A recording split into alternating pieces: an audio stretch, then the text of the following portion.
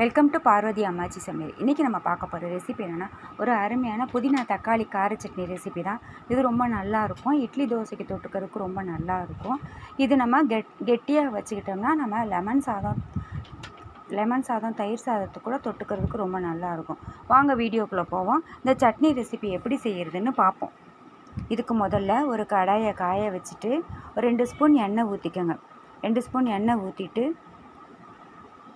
உளுந்து 1லேருந்து 2 ஸ்பூன் அவங்கவுங்க தேவைக்கு ஏற்ற மாதிரி உங்களை ஆட்கள் எவ்வளோ இருக்காங்களோ அதுக்கு தகுந்தாப்புல நீங்கள் சேர்த்துக்கோங்க. நான் ஒரு 4 பேருக்கு சட்னி செய்கிறேன். 2 ஸ்பூன் சேர்த்துருக்கேன் உளுந்து. நல்லா கோல்டன் ப்ரௌன் வரட்டும்.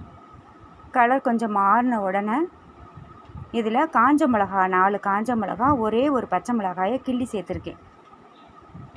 இது அவங்கவுங்க காரத்துக்கு தகுந்தாப்புல. இது அளவான காரமாக இருக்கும். இன்னும் நீங்கள் காரம் தூக்கலாக சாப்பிட்றவங்களா இருந்தால் இன்னும் 2 காஞ்ச மிளகா கூட நீங்கள் சேர்த்துக்கலாம். கருக விடக்கூடாது. கோல்டன் ப்ரௌன் வந்தால் போதும்.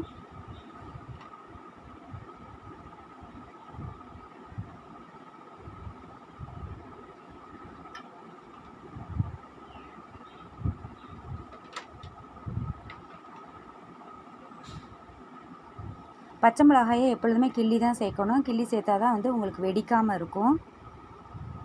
பச்சை மிளகா கண்டிப்பாக சேர்த்துக்கோங்க. சட்னிக்கு டேஸ்ட் ரொம்ப நல்லாயிருக்கும். அதுக்காக தான் நம்ம பச்சை மிளகா சேர்த்துக்கிறது.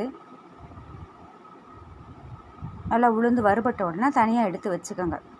வச்சுட்டு இதில் நல்ல ஒரு பெரிய வெங்காயம் பெரிய சைஸாக இருந்தால் 2 வெங்காயம் சேர்த்துக்கோங்க. மீடியம் சைஸாக இருந்தால் 3 வெங்காயம் சேர்த்துக்கோங்க.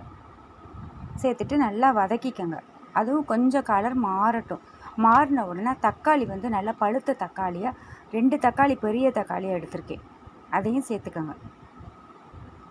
சேர்த்துட்டு கொஞ்சோண்டு உப்பு சேர்த்துக்கோங்க. கல் உப்பு சேர்த்துக்கோங்க.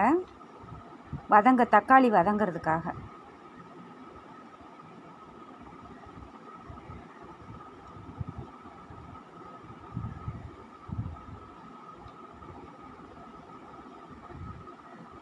நல்லா தக்காளி வதங்கிடுச்சு. ஓரளவு நல்லா தக்காளி வதங்கின உடனே இதில் ஒரு துண்டு இஞ்சி,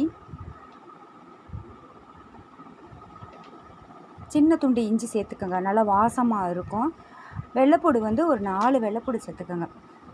பூண்டு சின்ன பூண்டாக இருக்கனால 4 சேர்த்துருக்கேன். பெருசாக இருந்தால் 2 சேர்த்துக்கோங்க. ஒரு கைப்பிடி அளவு புதினா இலையை நல்லா கழுவிட்டு அதையும் சேர்த்துக்கோங்க. புதினாவோட வாசனை இந்த சட்னிக்கு ரொம்ப நல்லாயிருக்கும். இதில் உங்களுக்கு நீங்கள் விருப்பப்பட்டால் கொத்தமல்லி இலை இருந்தால் கொத்தமல்லி இலை கூட நீங்கள் சேர்த்துக்கலாம். கொஞ்சமாக சேர்த்துக்கோங்க. இல்லை ஒரு 3 ஸ்பூன் அளவுக்கு தேங்காய் சேர்த்துக்கோங்க. 2லேருந்து 3 ஸ்பூன் துருவின தேங்காய் சேர்த்துக்கோங்க. துருவின தேங்காய் சேர்த்துட்டு ரொம்ப வதக்கணும்னு அவசியம் இல்லை. ஆஃப் பண்ணிடுங்க. ஒரு சின்ன கொட்டைப்பாக்கு அளவுக்கு புளி சேர்த்துக்கோங்க. என்ன தான் தக்காளி சேர்த்தாலும் கொஞ்சோண்டு புளிப்பு தூக்கலாக இருக்கணுங்கிறதுக்காக ஒரு கொட்டைப்பாக்கு அளவுக்கு நான் சேர்த்துருக்கேன் புளி. சேர்த்துட்டு நல்லா ஆற விட்டுட்டு ஒரு மிக்ஸி ஜாரில் எல்லாத்தையும் ஒன்றா போட்டு அரைச்சிட வேண்டியதுதான்.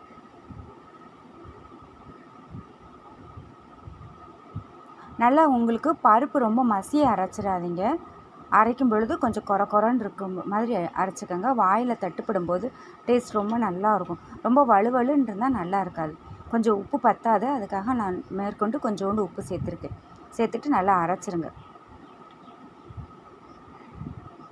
கொஞ்சமாக தண்ணி ஊற்றிக்கோங்க. ஏன்னா தக்காளியிலே தண்ணி விடும். தண்ணி ஊற்றிக்கோங்க. இந்த அளவுக்கு இருந்தால் தான் உங்களுக்கு டேஸ்ட் ரொம்ப நல்லாயிருக்கும். நம்ம இப்படியே வச்சு சாப்பிடணும்னா நம்ம லெமன் சாதத்துக்கெலாம் தொட்டுக்கலாம். இன்னும் கொஞ்சம் தண்ணி விடணும்னா இட்லி தோசைக்கு கொஞ்சம் தண்ணி விட்டுக்கோங்க. கடாயை காய வச்சுட்டு இதுக்கு தாளிப்பு சேர்த்துட வேண்டியதான். 1/4 ஸ்பூன் கடுகு, 1/4 ஸ்பூன் உளுந்தம்பருப்பு சேர்த்துட்டு ஒரு கொத்து கருவேப்பிலையை சேர்த்துட்டு நல்லா பொரிஞ்ச உடனே தாளித்து கொட்டிட வேண்டியதுதான்.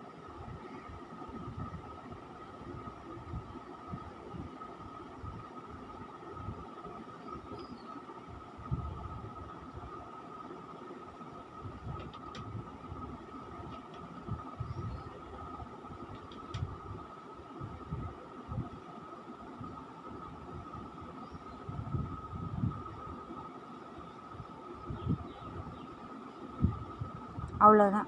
அருமையான தக்காளி புதினா சட்னி தயாராகிடுச்சு. இது ரொம்ப நல்லாயிருக்கும். கண்டிப்பாக வீட்டில் ட்ரை பண்ணி பாருங்கள். இந்த வீடியோ உங்களுக்கு பிடிச்சிருக்குன்னா லைக் பண்ணுங்கள், ஷேர் பண்ணுங்கள், சப்ஸ்கிரைப் பண்ணுங்கள். மறக்காமல் பெல் ஐக்கானை கிளிக் பண்ணுங்கள். தேங்க்யூ.